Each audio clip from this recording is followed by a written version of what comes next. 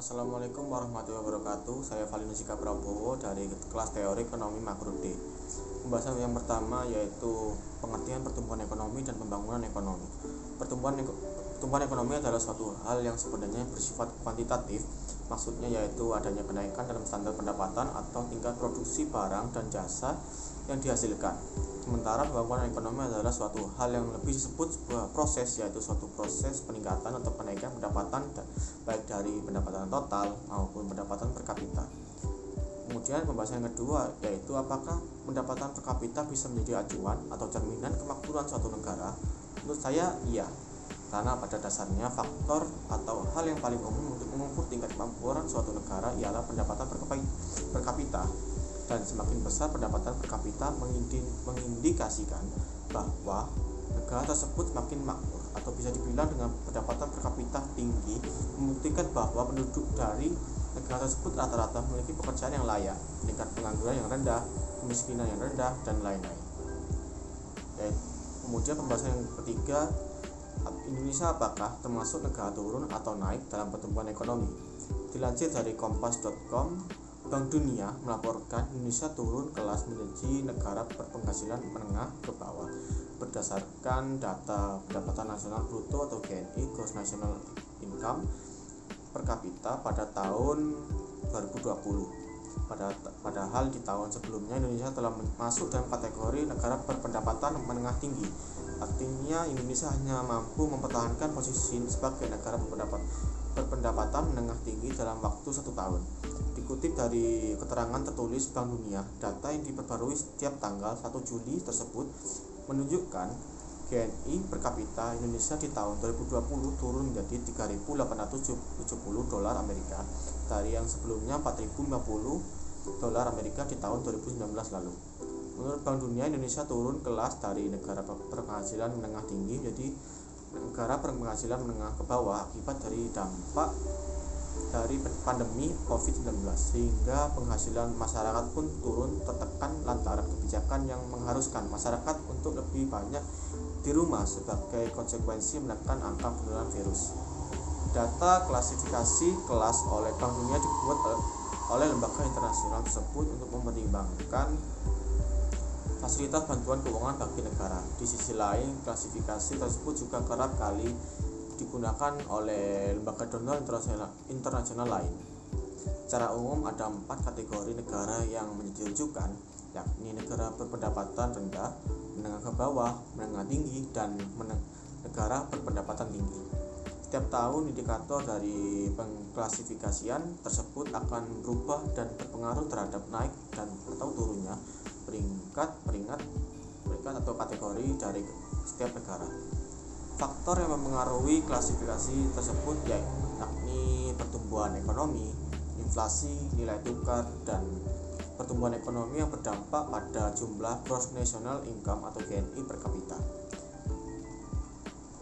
Kemudian pembahasan yang selanjutnya, Indonesia menggunakan teori apa? Untuk teori sendiri, Indonesia sekarang lebih ke teori neoklasik, yang dimana di masa sekarang pemerintah lebih menekankan ke perkembangan teknologi dan meningkatkan keahlian masyarakat dalam dunia teknologi dengan tujuan meningkatkan pertumbuhan ekonomi negara.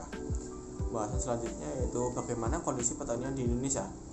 Dilansir dari website Kementerian Pertanian menyebutkan bahwa Kementan yang dikomandoi Menteri Pertanian Syahrul Yassin Limpo terus berupaya meningkatkan investasi pada sektor pertanian melalui penanaman modal dalam negeri atau PMDN. Dan upaya tersebut memberi hasil yang memuaskan, di mana pada tahun 2019 nilai investasi pada sektor pertanian bersumber dari PMDN meningkat 47,5% atau 43,6 triliun rupiah dari awalnya di tahun 2018 hanya sebesar 29,6 triliun rupiah. Dengan adanya investasi dapat mampu memperbesar kapasitas produksi, nilai tambah, dan kesempatan kerja bagi penduduk sekitar. Lalu program lain lagi dijalankan oleh Kementan adalah KUR, di mana akan dijadikan tulang punggung pembangunan pertanian ke depan nantinya, sehingga akan membuka peluang bagi pelaku-pelaku usaha untuk berinvestasi di sektor pertanian. Untuk teknologi sendiri dalam pembangunan pertanian tersebut bisa dipantau secara langsung melalui Agriculture War Room atau AWR yang ada di Kementan. AWR ini digunakan sebagai pusat data di sistem kontrol pembangunan pertanian nasional berbasis teknologi, dan sistem ini nantinya akan digunakan sebagai pemicu pertumbuhan kembangnya produksi di atas rata-rata. Yang terakhir, pembahasan yang terakhir yaitu kebijakan dalam mempercepat pembangunan ialah Rencana Pembangunan Jangka Menengah Nasional atau RPJMN. Diambil dari contoh RPJMN tahun 2015-2019, di mana RPJMN 2015-2019 direncanakan upaya yang sungguh-sungguh untuk mendorong peningkatan investasi dan ekspor non-migas, serta menjaga tingkat konsumsi masyarakat dan efektivitas pengelolaan pemerintah. Langkah-langkah yang dilakukan dalam meningkatkan investasi diantaranya yang pertama, melakukan deregulasi dan harmonisasi peraturan pusat dan daerah yang mempermudah perizinan investasi. Yang kedua, mempercepat pembangunan infrastruktur untuk meningkatkan daya saing usaha. Yang ketiga, meningkatkan peran daerah dalam menarik investasi.